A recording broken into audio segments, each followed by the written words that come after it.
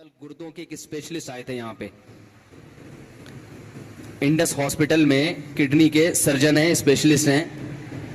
तो मेरे पास जब कोई ऐसा बंदा आता है तो मेरी आदत है कि मैं उससे उसके शोबे से मुताल्लिक मालूमात लेता हूँ। तो मैंने उनसे काफ़ी देर बिठाया, काफ़ी देर गपशप हुई।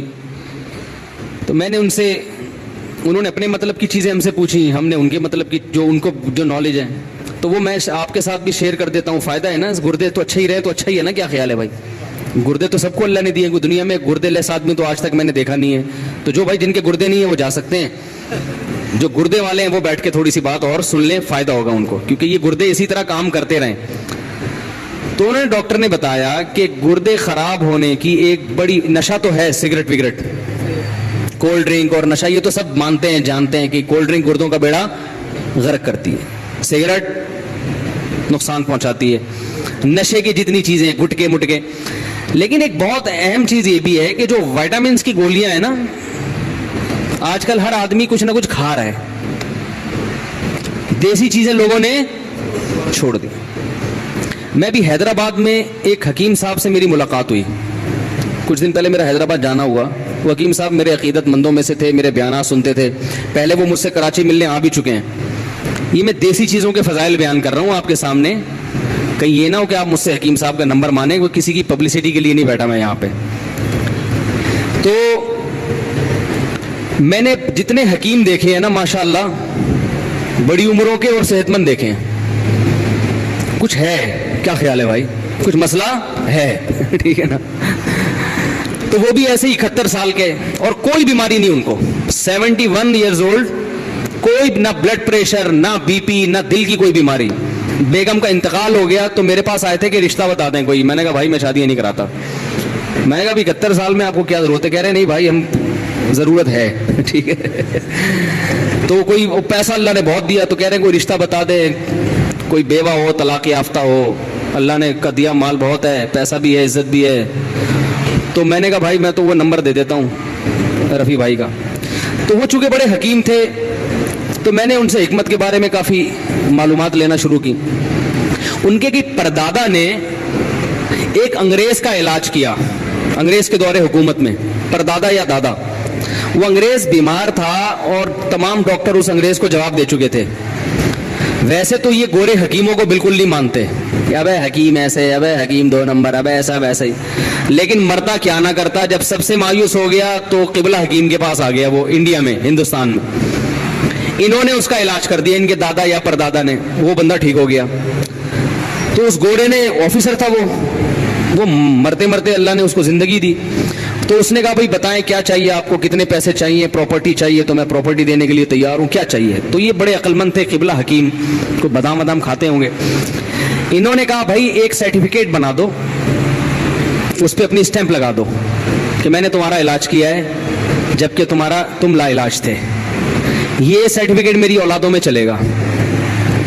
ये एक हिकमत की दलील होगी, किसके हाथों से लिखी हुई? गोरे के, अंग्रेज के ठीक है ना? कि भाई हकीम भी इतने खाली, बोलो ना क्या हो गया, कि इतने खाली नहीं होते जितना उनको समझा जाता है। तो एक सर्टिफिकेट, एक स्टैंप, तो वो अभी तक उनकी नस्लों में चला आ रहा है, उस गोरे के हाथ से लिखी हुई तहरीर और उसकी स्टैंप। वो ऑफिसर था। तो ये हकीमों की सेहतें इतनी अच्छी क्यों होती हैं?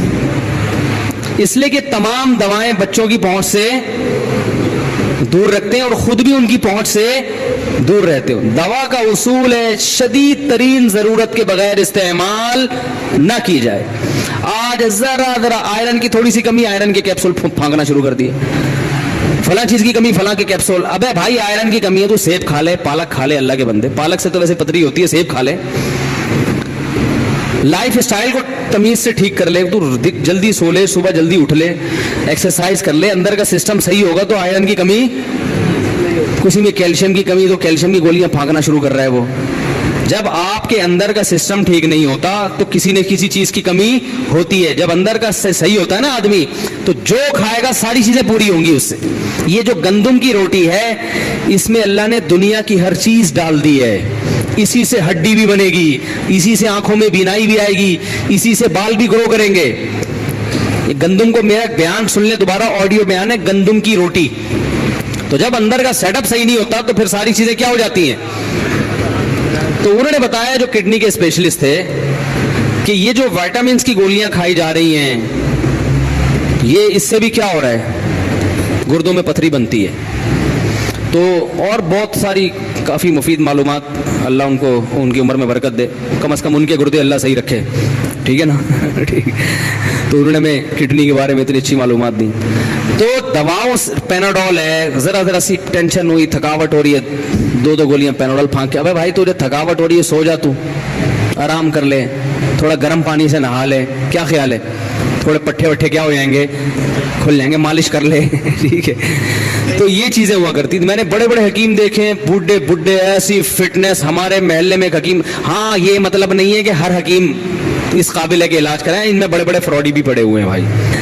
اسٹرائڈ کھلا رہے ہوتے ہیں مریضوں کو نا, دواؤں میں ڈال کے وہ ایک دم فٹ فاٹ ہو جاتا ہے. تو اس میں بہت فراڈ بھی بہت ہے, لیکن اس کا یہ مطلب نہیں ہے کہ جو حکمت کا طریقہ علاج ہے وہ طریقہ علاج ہی غلط ہے. بہت ساری چیزیں آج بھی, اور آپ کو ایک بات بتاؤں, حکیموں کے جو نسخے ہیں, کئی نسخے ایسے 1000 سال سے چلے آ رہے ہیں, اب تک کوئی سائیڈ افیکٹ ان کا سامنے نہیں آیا. جوارش جالینوس 1000 سال پرانی ہے, حکیم جالینوس نے ایجاد کی تھی, یہ 1000 سال سے چلی آ رہی ہے. کہ نام کتنا اچھا ہے, جوارش جالینوس ہے بھائی. اور آپ کو بتا دوں 2-4 چیزیں گھر میں لا کے رکھ لیں, وہ کھایا کریں.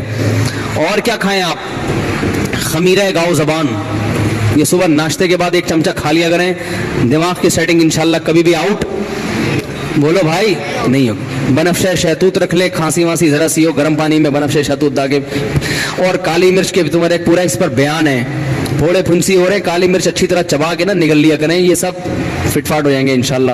تو بہت سارے, ہمارا جو کچن ہے اللہ نے اس کے اندر اتنا کچھ رکھا ہوا ہے کہ ہمیں دوا کی طرف جانے کی چندہ ضرورت نہیں ہے. ڈاکٹر کے پاس یا دوا کے پاس اس وقت جائیں جب بہت شدید مجبوری, اور بیچارہ ڈاکٹر بھی مجبور ہے دوائیں لکھ کے دینے پر.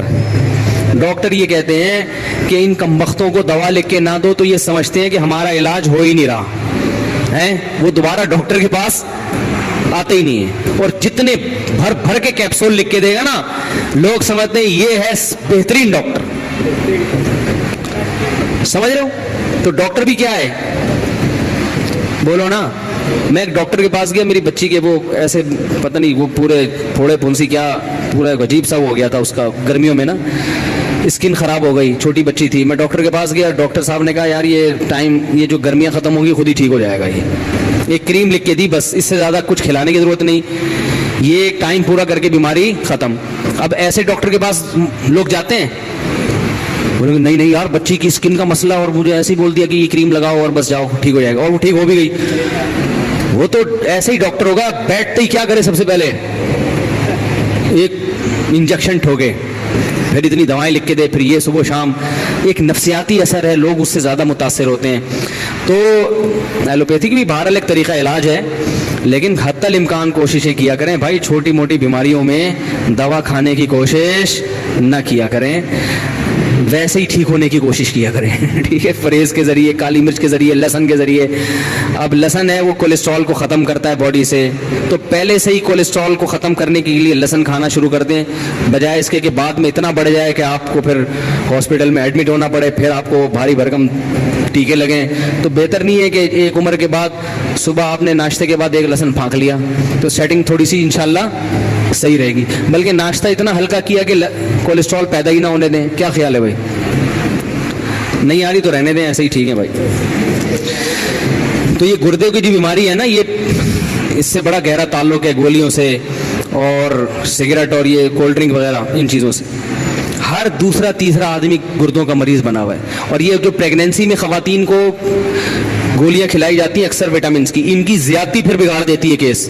ان عورتوں کے کڈنی میں مسئلہ ہوتا ہے. پرانے زمانے میں خواتین کو پریگنینسی ہوتی تھی, دیسی گھی کھلایا جاتا تھا, پھل فروٹ کھلائے جاتے تھے, بچے کی ولادت کے بعد بھی وہ دودھ جلیبیاں لائی جاتی تھیں. اب یہ تکلفات لوگوں نے چھوڑ دی ہیں, اب وہ ٹیبلٹ پہ آ گئے ہیں. بھائی ٹیبلٹ تو پھر یہی کرے گی, دودھ جلیبی کھایا کرو. مفتی طارق مسعود صاحب میرے والد صاحب خواجہ تقی الدین شدید علی ہیں, ان کو ڈائلیسس میں ڈال دیا. اب دیکھو یہ بھی ڈائلیسس کا کیس ہے نا گردوں کا. اللہ تعالیٰ ان کو شفا عطا فرمائے, دل سے دعا ہے بھائی. تو ڈائلیسس پہ جانے سے پہلے کڈنی کا خیال کر لیں تو زیادہ اچھا.